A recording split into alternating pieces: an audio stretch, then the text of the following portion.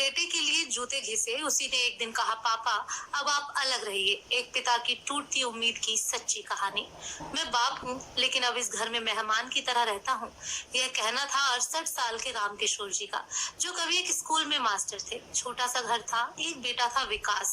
बेटे के लिए हर खुशी जुटाई, खुद पुराने कपड़े पहने, मगर विकास को कभी कमी नहीं होने दी।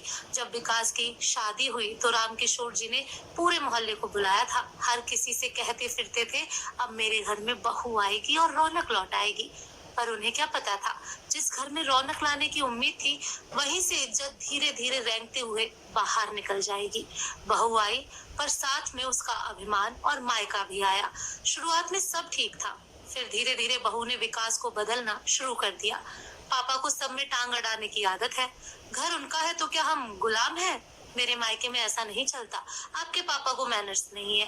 रामकिशोर जी चुप रहते थे, सोचते थे नई बहू है, समझ जाएगी। लेकिन वो क्या जाने, कुछ लोग समझने नहीं, सिखाने आते हैं। फिर बहू के मायके वाले आए और घर को अपनी जागीर समझ लिया। कभी बिना पूछे महीनों रह जाते, कभी पति से कहते, अपना हिस्सा ले लो, अलग रहो, आजादी से जियो। विकास पहले बहस करता, फिर थक कर चुप हो गया, और चुप्पी धीरे धीरे बहू की हाँ में बदल गई। फिर एक दिन वो लम्हा आया जिसने रामकिशोर जी का दिल तोड़ दिया। बहू चिल्लाकर बोली, आप हर बात में क्यों बोलते हैं? आपको हमारे साथ रहने की जरूरत नहीं है। आप चाहे तो गांव चले जाएं या वृद्धाश्रम।